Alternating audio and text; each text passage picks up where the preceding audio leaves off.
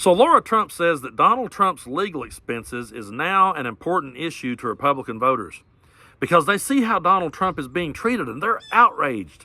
And that's why you see all these GoFundMes popping up. And that's why people are forking over their money because they realize how unfairly he's being treated. And that's why they're running out here buying $400 shoes.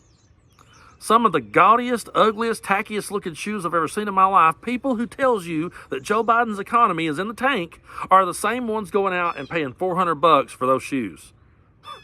I mean, really stop and think about this for a minute. They're the people who has done nothing but complain about inflation and gas prices, and they've saw them come down. Uh-oh, now what are we going to talk about? Oh, well, the border's a crisis. Then they run down there themselves and actually say out loud, yeah, it's not really what we thought it was. It's not really as bad as it looks. Yeah, no joke. We was trying to tell you that. Oh, well, Hunter Biden's a criminal. He's a criminal. Joe Biden's a criminal. They're the Biden crime family. And then that narrative just crumbles to the point that they can't tell the difference between sawdust and cocaine. So now what are they going to run with? Well, we just got to pay his legal expenses. We just got to help him out. I will not sit back and entertain a conversation with anybody who's complaining over the economy and helping Donald Trump pay his legal expenses. Because I can assure you, yes, I voted for Joe Biden in 2020, and yes, I'm going to be voting for him again in November, okay? I'll own it. I'm voting for the guy. But I wouldn't sit here and say, oh, the main issue I'm worried about is paying his bills.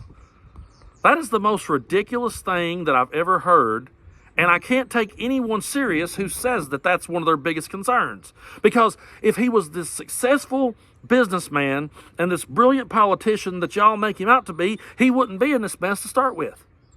He could have never been duped into this corner if he was the genius that you all say he is.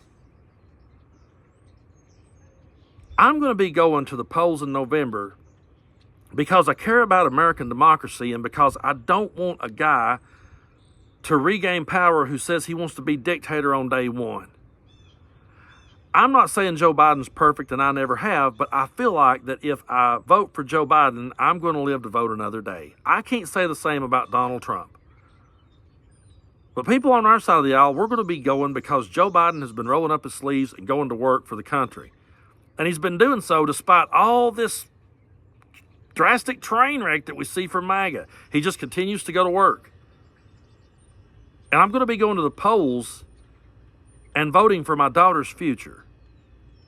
I'm concerned about women's rights and their future in this country. That's a major issue that I'm really thinking about and studying about and learning more about every day.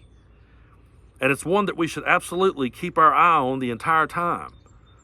I don't want to pay Hunter Biden's legal expenses. If I ever get to that point, folks, where I'm sitting here going, well, come on now, progressives. Come on, buddy. We got to pay Hunter's legal expenses.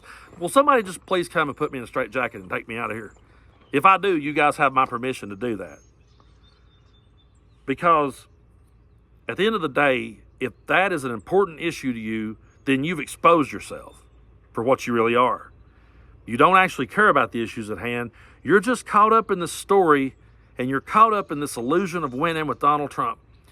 And you honestly believe that your life is going to somehow get better if he's reelected. You think that your life was miserable your entire life. Then he come along and for 4 years it was wonderful, and then the last 4 years it's been right back to being crap. These people actually believe that he can get in there, and they've said to me, "Oh, we're cool with him being a dictator, man. As long as he does what we want him to do, we're cool with it." Tells me they never read a history book, because I've never heard a dictator that ever took power for one day and gave it back. But at the end of the day, this exposes them for who they are. They're just caught up in Donald Trump and in his story, and they want to see him win because he empowers them to be assholes. And I have people message me all the time saying, "I can't wait to see your face come November, buddy. I can't wait to see you cry." Because their loyalty to him, she's right. For one time, I agree with Laura Trump. This is a big issue to them. They absolutely care about this. But I don't take them seriously at all. And I don't believe that they have 1 ounce of care for American democracy. I don't believe they have 1 ounce of respect for anything other than their loyalty to him. And it's just... I've never in my lifetime, and I don't think any of us has ever witnessed a con man on this level. I mean, you got to give it to him there. I mean, the guy can lose every day of his life, and he'll still find a way to sell them something, and they still buy it, thinking that their life will somehow get better. And you sometimes say to yourself, will there ever come a point? I don't know that it'll ever come. I've lost all hope, really. But, I mean, we have saw some people come around. We saw some people escape the cult. But I just wonder what's going to happen, say, 20, 30 years from now. Is there going to be people sitting around going, yeah, man, we really got duped back then? Or are they going to be saying they saw him at a Burger King somewhere? I mean, I think Donald Trump is going to be here to stay. Because no matter what, buddy, he will replace, in their world, they're more fanatical than any Elvis fan ever dreamed of being. Long after he's gone, I seen him at a Burger King. He's coming back. He's going to split the sky. I know it sounds like I'm making fun of him, and I kind of am. But it's the truth, ain't it?